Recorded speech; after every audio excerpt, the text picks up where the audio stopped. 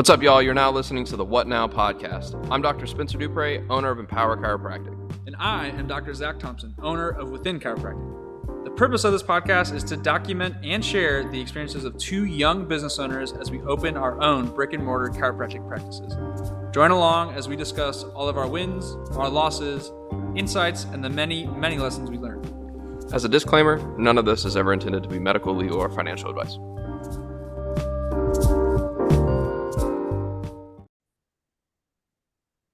Yo, welcome back to another episode of the What Now podcast. I'm one of your co-hosts, Zach Thompson, based out of Colleyville, Texas, with Within Chiropractic, joined by my other co-host, Spencer Dupre, with Empower Chiropractic. Spencer, let the people know who we're joined with today and why they're in for quite the treat. What's up, everybody? We have one of my homies, Jerred Moon. You probably haven't heard of him, but after today, you'll want to consume all of his content. So I'm going to read a little bit about Jerred, and then we'll get going. So Jerred Moon is a coach, author, veteran, and two-time Inc. 500 honoree, which the more you look into it, the bigger deal it will become to you, just like it has to me. He served as a captain in the U.S. Air Force, leading teams throughout his career. And after leaving active duty, he founded his company, Better Human Business, with the aim to build better humans. The award-winning and best-selling author of Killing Comfort, which is a phenomenal book that I just finished, and The Garage Gym Athlete, Jerred is recognized as a leader throughout the industry. He's been married for 12 years and counting. His deadlift is 540 pounds. He's got 3 awesome kids, who one of them just had a birthday this past weekend. His mile time is 5:12. He's read absolutely 0 fiction books, and his business made the Inc. 500 in 2022 and 2023, which number 142? 152 this year. Is that your last one? Yeah. 152 this year. And there's a lot of people who take him way too seriously, which is very true. So Jerred, welcome to the show. What's up, man? Yeah, I'm glad to be here. Thanks for having me, guys. I'm looking forward to this. I'm sorry if my laugh interrupted the bio, but the 0 fiction books really sent me. That was a great addition. Yeah. I don't dive into it, but I know a lot of people who do. Like most of the people, one of the questions I ask in all of our team meetings is towards the end of the meeting, I always check in with people like on the personal side. I'm like, what are you reading? How many workouts did you do this past week? Making sure they're taking care of themselves and all that. And I always ask what you're reading. And it's like 90% of my team is reading fake stories, Harry Potter fiction books. Yeah. Like and I'm like, I try to interject like a self-development here or a business book there. But so anyway, I always give my team a hard time about it. And then they likewise give me a hard time back. Nice. Well, Jerred, today we kind of want to just get in with our listeners, just to let them know a little bit about what you do, what you're involved in, because it's pretty relevant to our industry, and then talk about the personal development and how that leads into business. So before we get going with that, I'll turn your question back around to you. What are you currently reading right now? What I'm reading right now is, I'm sure you're familiar with Alex Hormozi. Most people are on the internet are. So he just came out with $100 million leads. So I'm digging through that book right now. Dang. I actually just ordered that 3-pack, and one of the copies I was going to give to you. So you ruined mine. So I guess I don't have to give it to you, but hey, well, I appreciate the thought. Yeah. I'm excited to read into that book as well. $100 million offers was phenomenal. So it was really good. Yeah. Great, dude. Nice. Well, Jerred, tell people a little bit about your businesses and kind of what you do around those. Yeah. So the best way to think about it is Better Human Business is kind of the umbrella company to multiple other companies that I run.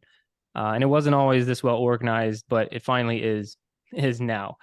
So Better Human Business is the umbrella. And the reason I call it Better Human Business is because I'm really only interested in helping either people be better versions of themselves or helping business owners that are helping other people get better, much like the two of you, those types of businesses or strength coaches or, those kind of people.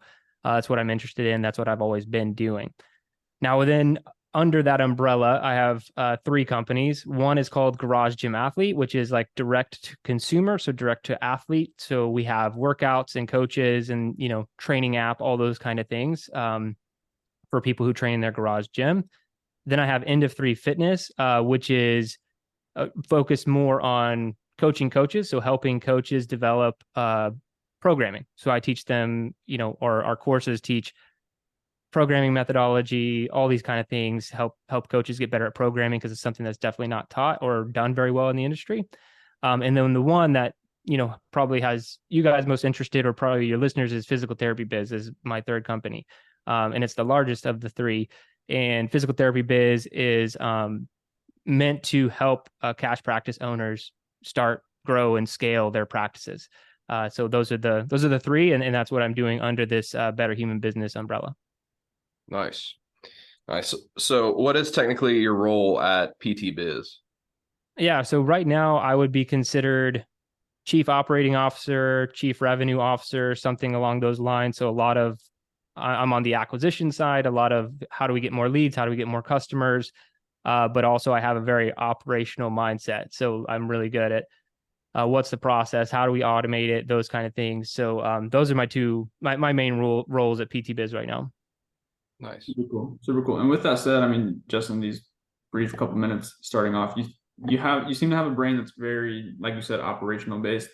Have you always been fixated on operations, or kind of going back to, I know you were in the Air Force, so did a lot of your step-by-step come from that? Kind of talk through how your brain has become so operational based. Yeah, so I have a military background. So I was an officer in the military, started my career on the aviation side, flying in the Air Force. So yeah, that's very operationally driven. So I think that helped me in my mindset. I also have a very analytical mind. Like I won't make a decision. I won't allow a decision to be made in business if there isn't data supporting it. I'm not a gut feeling type of guy. Like I might have a gut feeling, but gut feelings are, in my opinion, earned from a lot of experience.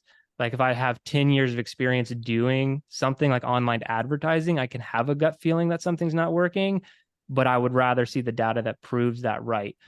So I think that's how I've always been, because I've just kind of had that military mindset. But before I got started in PT Biz, I had to be everything, especially in my other two companies. So I couldn't just be behind the scenes and be the operations guy like I kind of am for PT Biz. I had to be the guy creating content, the guy in the front, the guy doing the marketing, doing the advertising. Just, we've all been there as entrepreneurs where we basically have to do everything. But it's nice to, get to work on just like one thing and hey, you get good at operations, get good at acquisition.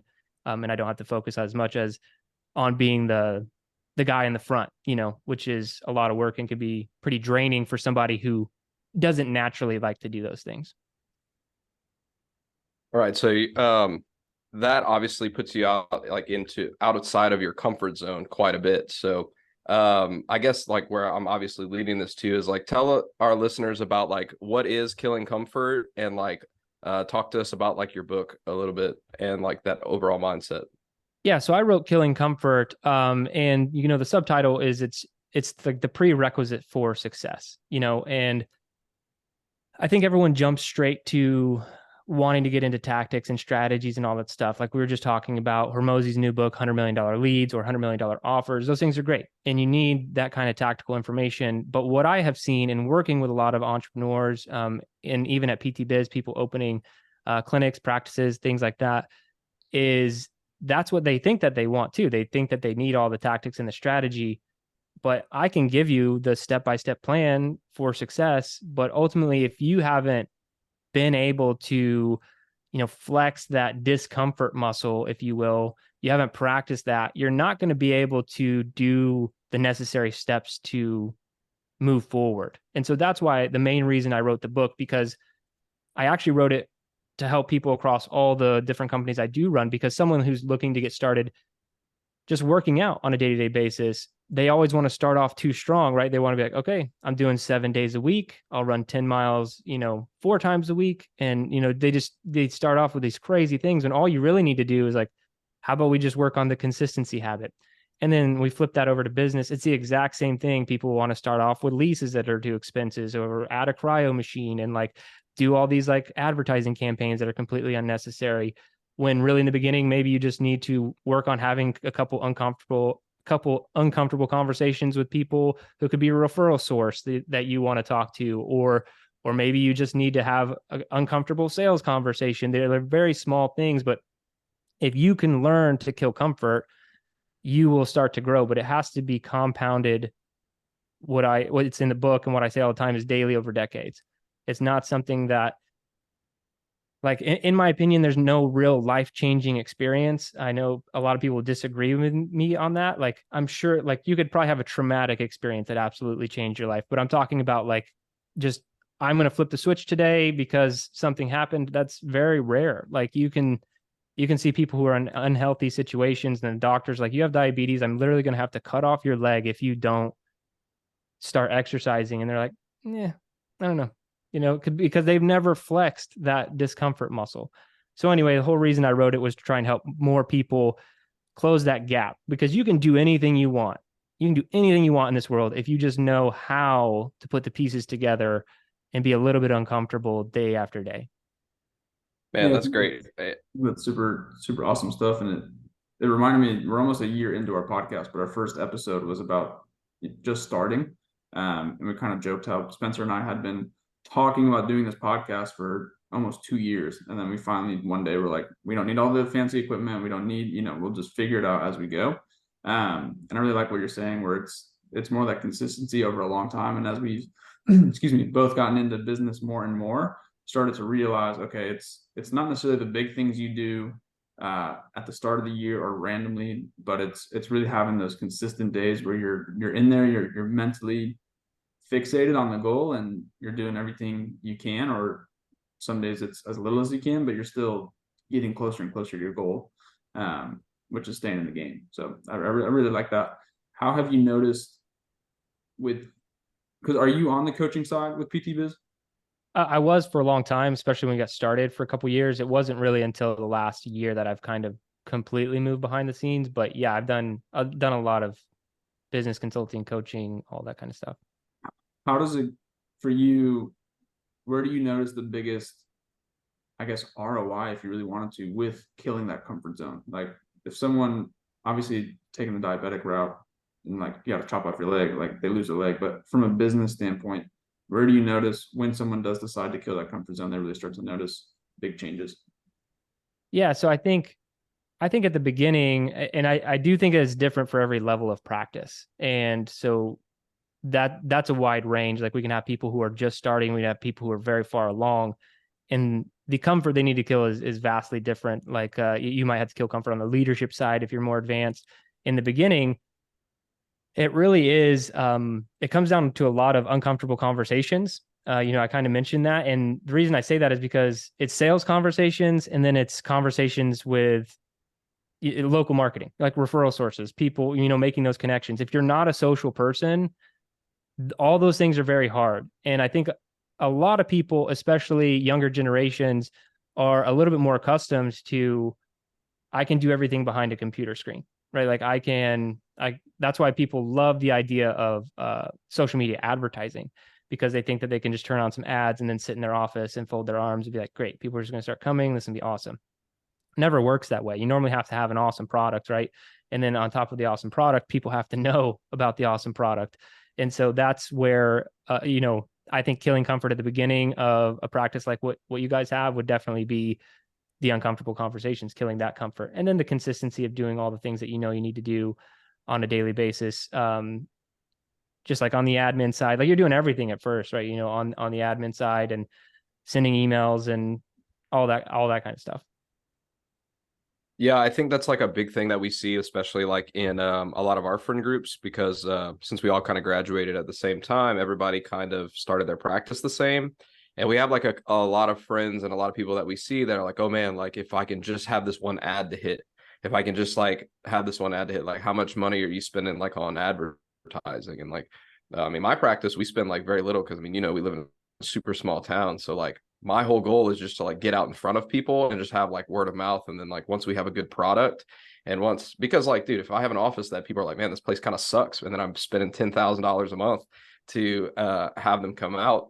Like, if that one week, whenever I didn't have any air conditioner, if I had 10 new people come in, they were going to go on Facebook and be like, man, this place sucks. Like, I saw this ad and it promised all these great things, and they don't even have AC in this place.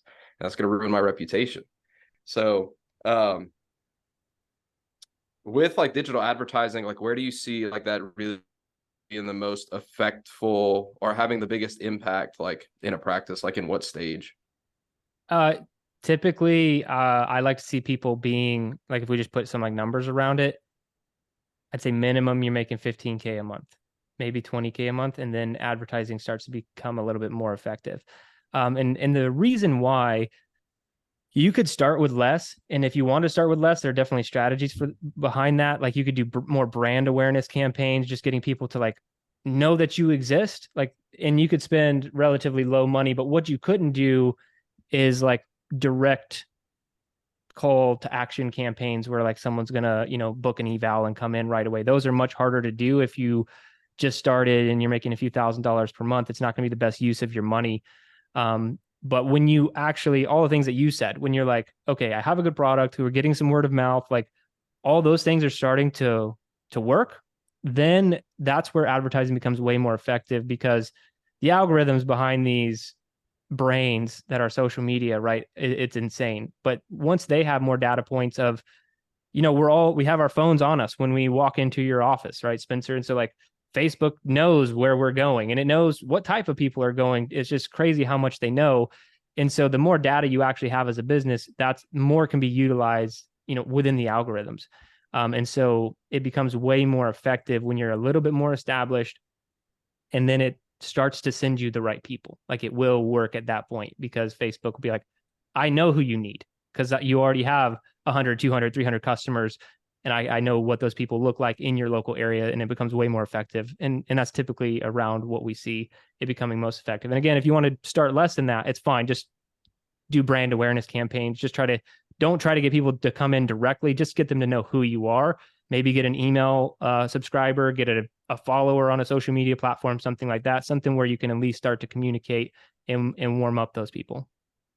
Yeah, I think like that's where Zach is like, yeah, you see Zach's ears perk up because Zach is like all about like the online advertising stuff, and I'm kind of been pretty hesitant to do that. So as we like build our brand, because actually our office is going like through a rebrand right now, so where whenever we do start doing branding, we have like a consistent message throughout all of our brand material. But I think a couple of weeks ago, you had like posted this one podcast on Better Human Business about like your formula for like where your ad spend should go. You remember what I'm talking about? Yeah, I think as long as your cost per acquisition is less than what you're spending to acquire, like you're going to be fine. I don't remember the exact one. I'll tell you. This one, the $1 million spent on this simple ad strategy. Do you remember that, where you talk about like brand awareness campaign? Yeah. And then like, so what we do, we call the 70-20-10 strategy. And it's basically all I've ever done in advertising. And we've tried everything else. So it's not like it's the only strategy I've ever tried. It's just, that's the main one we do. So 70-20-10 is 70% of the ad budget, whatever you want to spend on a daily basis. 70% of that is just content. So it could be hey, listen to my podcast. It could be look at this article, a lot more video these days on social media, short form, those kind of things. So that's 70% of the budget. 20% of the budget is then going to be trying to get those people to convert to leads, because you can retarget people who've been to your website, right? You can retarget people who've viewed your social media profile. And so you at least know they're interested. So now you're spending 20% of your budget on those people to become leads. Again, this 20% is not give me money type of ads. It's just, hey, enter in your name and email, download this free thing, whatever. And then that 10% is what most people want to do. And that is, hey, have a discount on this thing, or come in, get an eval at this price, those kind of things. And that's only 10% of the budget.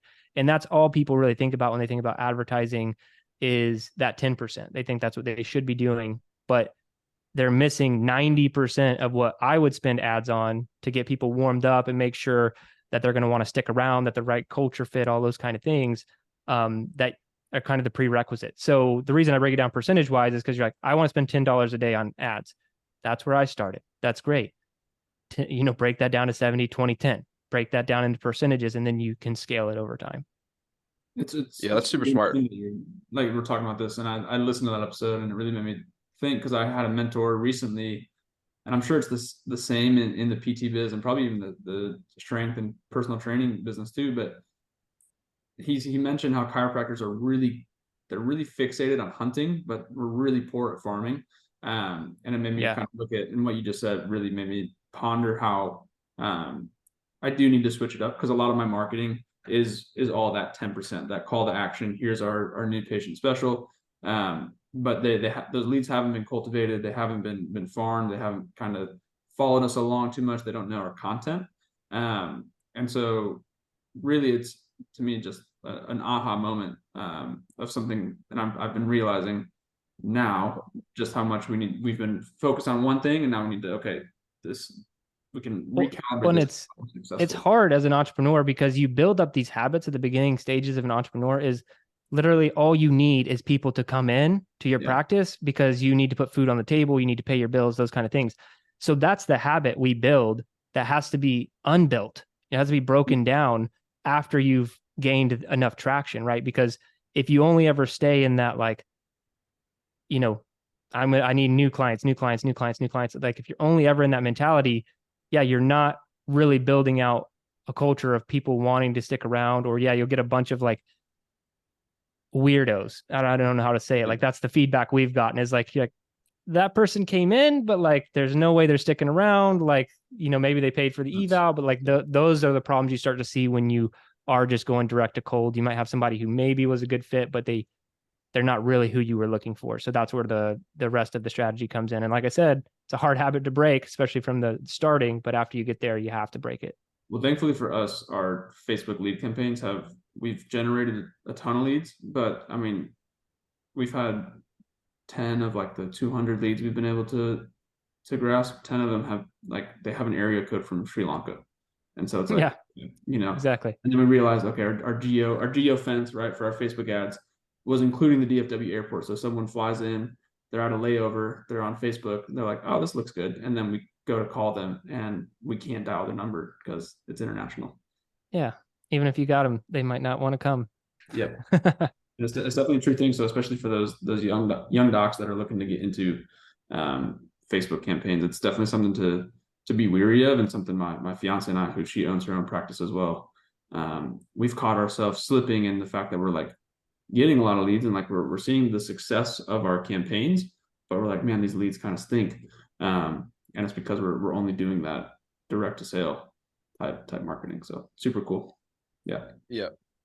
In terms of like the whole like scaling operations, I was listening to some more of your stuff, and you were talking about how like in PT Biz, the ROI, like on the investment, I think you're making like adding like an extra $8,000 or something like that to their monthly revenue. And after like the first month, it's like just an extra $5,000 a monthly revenue. What is that roadmap into developing like this like budding practice into a super successful, highly profitable? What does that kind of look like for you guys, like through PT Biz? Yeah. So just like the first couple months, like what kind of things are we working on? Yeah.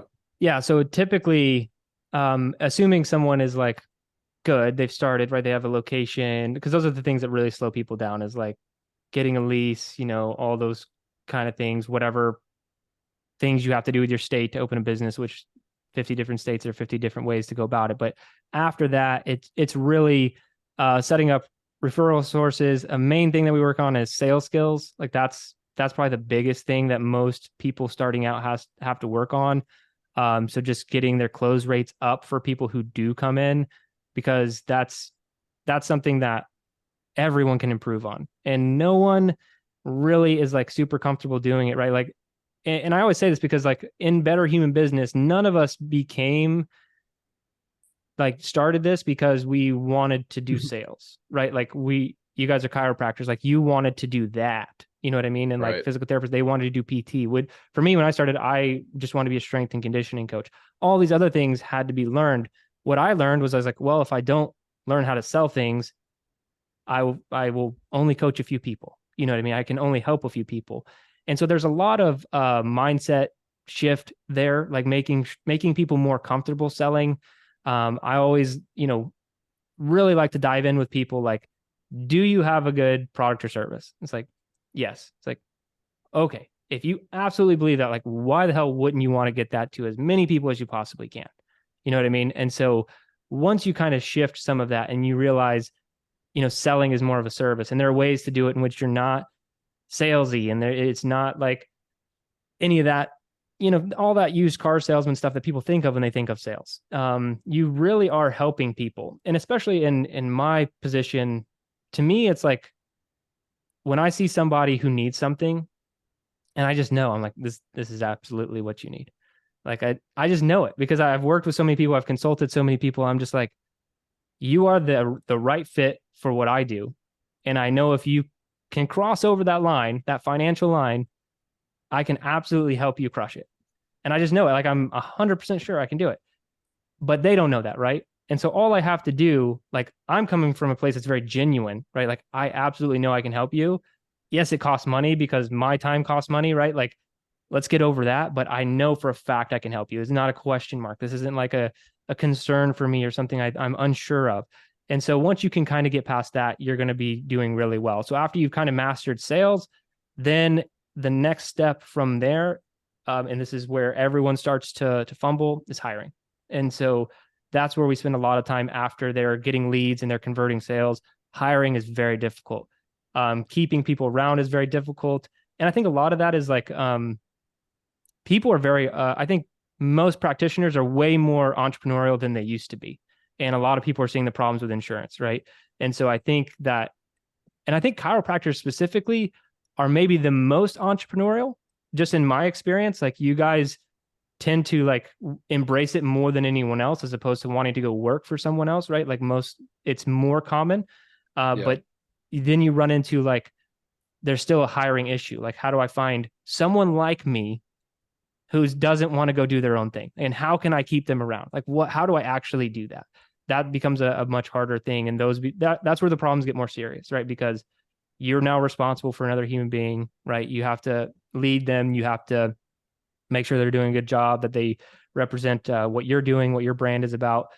So hiring is a big thing, leadership. So then we start with all the big boy, big girl problems, right? Like, I think the starting part, if you can get a referral network, couple, a good word of mouth, just because you have a good product or service, and you master sales, you're going to be good to go. You have a practice that can sustain, but then you have to start facing all the problems of, leadership and scaling. Yeah. So like, I know you're like a really stat driven guy, and I am too. And like, we track a lot of stuff in the office, and you say like one of the biggest things you have to have is like, do you have a good product or service? So like, how do you statistically know, like, what are some of the indicators that you have a good product and service? And then like, if you don't have a good product and service, how can you identify that in your business? Yeah. So a big thing to look at, if you have any kind of like continuity program, where someone's coming in paying a monthly service, for your services, is you got to look at your churn rate. And so how many people are quitting? And that's going to be a major one. If you don't have a continuity program, it would probably be like repeat visits or referrals, things like that. So those are big alarm bells. If no one wants to refer you, like if you're not getting any referrals, your product or service may suck. If people don't want to come back, your product or service may suck. And then if your churn rate is really high, just meaning too many people are quitting, like I have 20 people on continuity plan this month, and the next month I have 15. It's like, that's alarming. Like, why did 5 people quit in a month? So those are the metrics you look at that can tell you your product or service sucks, because you can think it's awesome. You're like, no, I'm awesome. Yeah. This is awesome. And it might actually be, there could be something else. Like sometimes, maybe you're just like interacting with people wrong, or maybe your AC was out for too long. Like these little things also matter that go outside of your skill set. All the little things, like maybe the front desk person's a huge jerk. You know what I mean? Like there are all these other things that could be a problem. But those are the numbers I typically look at when people are asking if they have a good product or service. Nice. That's super helpful. Yeah, I know goal that I've heard, just like a number I've heard just from a chiropractic lens, is especially in more Spencer and I's, and I'm assuming similar to a lot of the cash-based practices that y'all deal with in the PT biz, but like a big goal of ours is to have a 40% conversion from initial care into what we call like wellness, or what some offices call maintenance. And that's a big goal of ours. And we were actually doing stats yesterday, and I was like, oh wow, we're over that percentage. And I was actually really surprised, because I thought we were doing absolutely terrible when it came to our conversion into wellness. But having that good product. So where would you say would be a good point to start to really dive in and do that uncomfortable looking inward when looking at your product? So looking inward to like your product or service. Mm-hmm. Yeah, I think first you have to have a baseline of data, like because I mentioned a bunch of things you can track. What you were just talking about, I would call like your ascension percentage, right? Like, so how many people are ascending to a new service or maybe an auxiliary service, something like that. Pick 2 or 3 of those. That one I would love. Like an ascension rate is great because that's more immediate. Like I know that within whatever, a week, 2 weeks, 3 weeks, a month, 2 months, whatever the plan of care was. But then from there, the churn rate is going to be much more like lagging indicator. If someone is like on monthly, they might stick around for 3 or 4 months. And if you're a new practice, that's hard. You can't track churn right away. So even if it was just those 2, like how many people are sending into my wellness program, then how long do they stick around or do they leave? So if you're just track those 2 numbers, then you can start dialing backwards and being like, okay, here are my baselines. I could get into what good numbers and bad numbers are, but I don't like to do that necessarily because it can freak people out, especially if they're starting. Like you just need a baseline, and then you need to improve on that baseline. If you weigh 300 pounds, you know that today, that's great. Like, but you know you want it to be less, cool. It doesn't matter if someone else weighs something different. So don't worry about what necessarily the good numbers are. Just know these are my baselines and I want to improve them, and start working backwards from there. And then look at every single thing. Be like, what am I not communicating? What is the experience like? Everything. You just dial it down from when they step into the door until they leave. Yeah, I think like one of those things is that's super important, that like you mentioned, is just like continually like building the confidence and like being able to collect the data, right? And so next, like, can you expand, like, what are some of like the limiting beliefs like around sales that people have, and then how do you go about developing yourself around sales to where you can become more effective at those?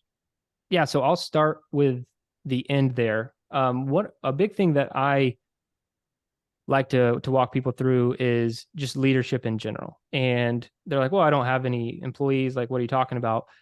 And I'm talking about you. I'm talking about number one person you should be leading, and that's yourself. And you're talking about confidence. Like that's where it all comes from. You have to be a confident person. You have to be able to lead yourself. And I don't care how small you have to start. That's where all this like killing comfort stuff comes into. Like everyone starts killing comfort in a different way, a different capacity. Maybe it's 1 workout a week, 2 workouts a week. It's whatever you think you should be doing. Make sure you're doing it. Make sure that you're really squared away. And you're like, well, how does that help me with sales? It goes back to the confidence issue. If you just really feel like you're not living the life that you think that you should live, and your relationships aren't taken care of at home, and you're just not confident in general, you need to fix all that. I always give this example. Emily, my wife, like we do not fight very often. I like to like preface that when I give this example on podcasts. But if we do fight, I basically can't work. Like I just can't. My mind can't do it. Like I'm just like because that's all my brain will think about. I'll be like, I got to fix this. I don't want us to be mad at each other. Like, what do I do? And so just knowing that about myself is like, I'll never go to work if there was anything that we had fought about. And again, we rarely ever fight these days, but like if we did, like I have to fix that right away. Has nothing to do with sales, right? Has nothing to do with running my business, but I know it's going to make me worse at doing those things. And so that's step 1, is make sure that you are leading yourself. You're killing all the comfort at home, personally, doing all those things, because it absolutely will make you better as an entrepreneur, and it will make you better at sales. And then getting into the first part of your question, common beliefs about sales. Really, the biggest one I see that's a little bit more tactical is price point. A big thing that we work on is dialing in the price point with people. Most people always want to price too low. I'm sure you guys have seen that. They want to price way too low, and they have a lot of tendencies or mindsets of what someone would pay. And I know you can look at industry averages and like bounce things off your friends or whatever. But one thing you should never do is say, what would I pay for this thing? Because what you would pay for something is irrelevant. It's what the market will pay. It's what people will pay, especially if you're like fresh out of college and you've been eating ramen and you have a small 1-bedroom apartment, right? And you're like, well, I'd pay $30 for that because that's all I have. It's like, well, someone else who's like, an exec at some like company here in Dallas, they don't care what number you say.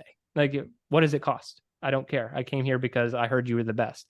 And they're not accustomed to that. So don't ever put your own limiting beliefs on on pricing into your business, because it's just going to hold you back. So making sure that you're priced appropriately. And then the other things that I was talking about, a lot of people just have ideas about sales that have to be broken down, those limiting beliefs about people don't want to be sold to. And yeah, if it's an overly like drawn out dramatic thing where like you're not letting them leave and like you're putting your foot on the door, like, yeah, okay, we're getting a little ridiculous, but that's not what we're talking about. And I think everybody knows that. It's just, you're trying to help someone make the right decision when you know you can help them. That's it. And you got to show them why you're the best fit, give them all the reasons.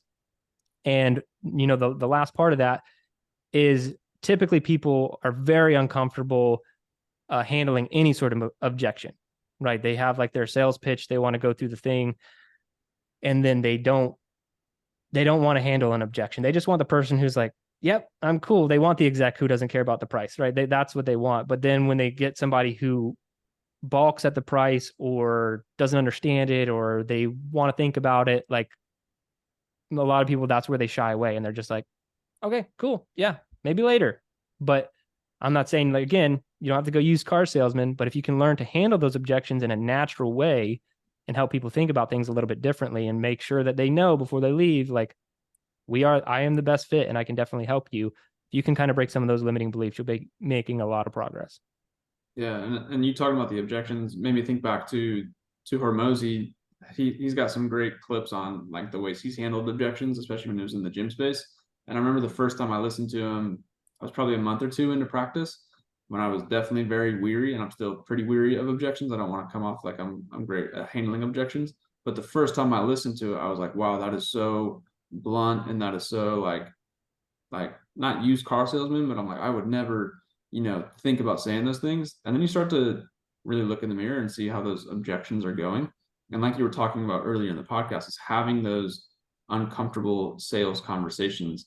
And people came to you, especially in at least in my office, see a lot of headaches or migraines, back pain, that type of stuff, and they came to you to resolve that, and you've shown them everything to resolve it, and you now have this proof, especially a little bit later into practice.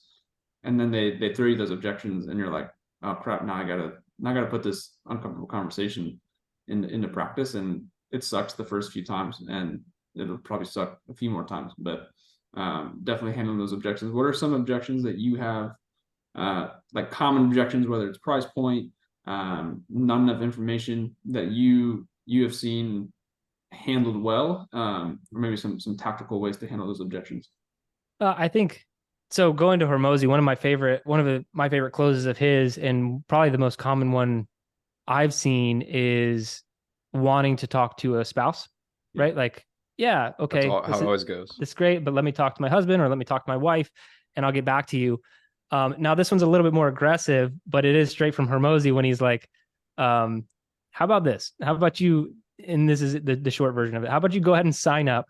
And then if you get home and your spouse says, no, I don't want you to fix your back pain, then cool, we'll cancel, refund, like you don't have to worry about it. But they're probably not going to do that, right? And so that's my favorite one. Like if you can figure out a way to do that doesn't come off across too aggressive, that's one of the best way to handle I need to talk to my spouse. With price typically is more of a conversation and not like move to a close. Like if someone thinks something is too expensive, you typically just need to really lay out. For me, price it's way more of a logical approach as opposed to emotional approach. I mean, you can get to the emotional side of it, but it's just like, here's why it costs what it costs. And you can kind of explain to them like all of those reasons and why you're the best and why, your one-on-one care is better than anywhere else, all those kind of things. That typically in most cases helps. But then if you have to get to the emotional side of it, like for me, I work directly with Spencer, and to fix my back pain and the issues I had, to be able to doing what I'm doing now, like I'm running again, like multiple days per week, lifting, all these kind of things. Like if you could have communicated to me at the beginning, which you didn't need to, because like I was good, but like if you would have painted that picture for me of like, look, dude, you're not working out as much as you want to, you're not working out as hard as you want to. In 2-3 months, I want you to be doing X, Y, and Z. So it takes some like, hey, you need to find out what do they want, right? And then they're like, oh, the price is too expensive. And it's like, okay, you told me you want to do X, Y, and Z. I can have you doing X, Y, and Z in 3 months. What's that worth to you? Like, get away from like, if this is too expensive or whatever. Because if I would have been asked that question in the office, I'd have been like, that's worth $20,000. If I, like I would just be like named off some radical number, because to me, fitness is incredibly important. And when I'm not working out how I want to and doing the things that I want to, like everything in my life suffers. Like I'm less creative at work. I'm a worse husband. I'm a worse dad. Like everything is worse if I'm not doing what I want to. So if you can paint that picture for people, and I know you guys know that, but like being pain-free, what that could mean for them, that's typically the best objection, is a little bit of logic and then move to the emotional side of like, hey, what does your life look like if this is fixed? Imagine what that looks like right now. And then that can normally push people over the edge as well. And then there's the other that Hormozy mentioned. This was the one where I was like, this might be a little too much. But in the weight loss section, he's like, well, maybe instead of losing 50 pounds, you have to go gain another 50 pounds. And then by the time you've done that, then you're ready. And I was like, I don't know if I could tell someone you need to go into more pain. I would probably use that one if I was like really frustrated with someone and just like didn't want to talk to him anymore and didn't really care if they wanted to be a client. Like there's no way I could just use that one in a regular conversation. I don't know if that's step number one. Yeah. How about you go hurt your back some more, and then after that we can have another conversation? Like that's very aggressive. But that's tough. One of the things that I really like, and that like that you've been talking about, and that's in your book, I think it's one of the best chapters, is the 86%. And especially when it comes to like handling objections and being uncomfortable and all those kind of things. So tell people about the 86% and your wolf story. Yeah. So the full wolf story is, and I'll summarize it, but I had stumbled across this really cool study and did some reading on it and did a lot of research about trophic cascades, right? So they took the wolves out of Yellowstone, and then they put the whole ecosystem kind of started to fall apart. Then they put the wolves back, right? And then the whole ecosystem fixed itself. This is obviously over many decades and stuff. That's the short version of what the wolf does. And then I was like, wow, the wolf is just amazing. So I started researching the wolf more. And you just like run into all these like things about the wolf. They're like mysterious. Like it's very hard to catch a wolf hunting, or actually like there are very few that are actually caught on camera. They're very like mythical, right? And then I was like, well, they just must be these amazing hunters. And then I like started doing some research on that, and they fail 86% of the time they go out on a hunt. And so that's where 86% came from. So 86% of the time, every time, like 86, they just fail. They just don't get anything. They just screw the whole thing up. And so that's the process that I want people to realize that they have to embrace. And then they have that 14% success rate, and they get it right. Like I got the elk or whatever they're hunting, and they're good. Their bellies are full, but it's only for a short amount of time. And so my point to the whole 86% process is you have to learn at some point that you just need to enjoy that 86% suck zone, right? Like business gets hard, things get challenging, but that's just part of the game. Once you learn that that's part of the game, like not everything's working. I'm learning, like I'm having fun, I'm living my life. Like 86% of the time it's not working doesn't mean like you're always failing, because you still will have those 14% trickle in. That's always going to come in, and you're going to have those wins. But even when you get there, you still have to wake up tomorrow and do some things that aren't going to work, and you're going to have to fail some more. So that's the whole idea of 86%. It's one, doing a lot of things that are going to be uncomfortable, and just know you're going to fail and embrace that. But on top of that, the second thing is just making sure that you realize that you need to enjoy that process, because there is no making it. There's no arriving. There's no, I have like a $2 million per year practice and boom, I'm good now. There's no being good. It's never there. Like it's never there. So if you just need to enjoy that ride and enjoy the discomfort, that's my biggest part of the 86% that people miss a lot of times. It's not just getting back up after you get knocked down. It's enjoying getting knocked down, just because it's part of the process. That was really good. That was really good. I'm telling you, you need to read the book. I won't lie. I went on Amazon and I ordered it, but while we were mid conversation, but it's so impressive, because at first I knew the wolf story, right, about Yellowstone where they take them out, and I was like, oh, I've heard this before, but no one has ever pointed out, they're only successful 14% of the time. Yeah, they kind of suck on paper, right? But like They still crush it. They still can change entire ecosystems when you implement them somewhere. It's something from like a sports related thing, I think back on a lot too, is to be a Hall of Fame baseball player. Like if you're not a pitcher, to be a Hall of Fame baseball player that hits the ball, most Hall of Famers hit the ball 30% of the time, right? They strike out or get out the other 70%, which is just crazy to think like the best of the best are only doing 30%, right? They have that 300 batting average, and it now even seeing that, it's like, okay, you got to get a lot more attempts. You got to at least go and try harder. Not to steal it from you, but to try harder and really start to unlock that potential. Yeah, I mean, that's one thing I've learned just in entrepreneurship. Like I've done a lot of different things, a lot of advertising campaigns, written a lot of articles, done all these things. And what people don't realize is that most of them didn't work. Like most of them didn't work. And I wish, I don't even know if I'm as good as the wolf. Like I might even be at like 90% failure rate, and only 10% of the things that we do will hit or work. But if I got discouraged and I stopped, I would be working for someone else somewhere in a job I probably didn't enjoy right now, but I just kept going because I didn't know that I just pretended like there was no other option. Right. And so that's how you get successful. So I've never thought that I have any sort of special skill. Like I'm not like, oh, he's a marketing genius or like an acquisition expert. Like I've gained some of those skills just through experience. But at the end of the day, the only skill I really feel like I have is like, I'm willing to just keep trying. It's like, oh, that Facebook campaign didn't work. Okay, cool. Here's a new Facebook campaign. Cause I know it works for somebody else, right? So there's no reason it shouldn't work for me. So I'll just keep trying and trying and trying until something works, no matter how long it takes. So I'll either run out of time or money in doing it. Man, Jerred, thank you so much for being on the show today. I know that from your content and just knowing you, I've learned so much about myself, and I highly recommend, guys, if you have not consumed Jerred's content, if you haven't listened to his podcast, either Better Human Business or Garage Gym Athlete, you should. Jerred, let the people know where they can find you on the socials and how to stay connected with you. Yeah, so you can go to jerred.com, so JERRED. I got that URL because no one spells their name how I spell it.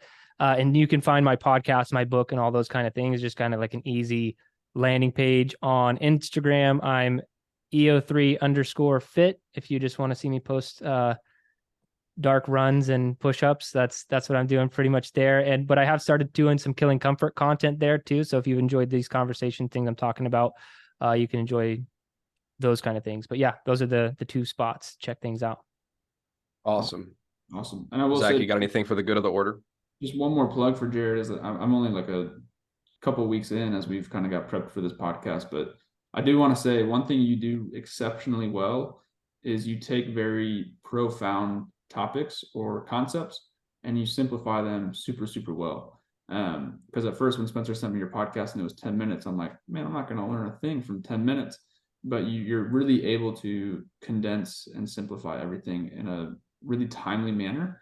And so I want to, tip my cap to that as something that is just really, really amazing, especially for those listening, that you only need 10 or 14 minutes of your time to really consume some really profound and potent conversations that Jerred has on the podcast. So thanks. I really appreciate that, because that's something I've worked really hard on, because like my first couple podcasts, I was like 30, 20 minutes and I was like, gotta be shorter. So I've just been chipping away at making sure that those are as much as I can pack into it in the smallest amount of time. So I really appreciate that. Yeah. But Jerred, we really appreciate you being on the show. Thanks so much for dropping your advice. Guys, if you liked this kind of episode, give Jerred a follow, listen to his stuff, order his book. You won't regret it. And they have a really cool, what I really like is in the back of the book, you have the comfort index, which that one's really good. It's like the self-assessment. So go ahead and do that. See how comfortable you are in your life and go out and kill that comfort. So if you like the show, give us a shout, give us a share, tag us on your Facebook, send us a message. And if you feel like you could be doing better, try harder. Peace. Thanks, Jerred.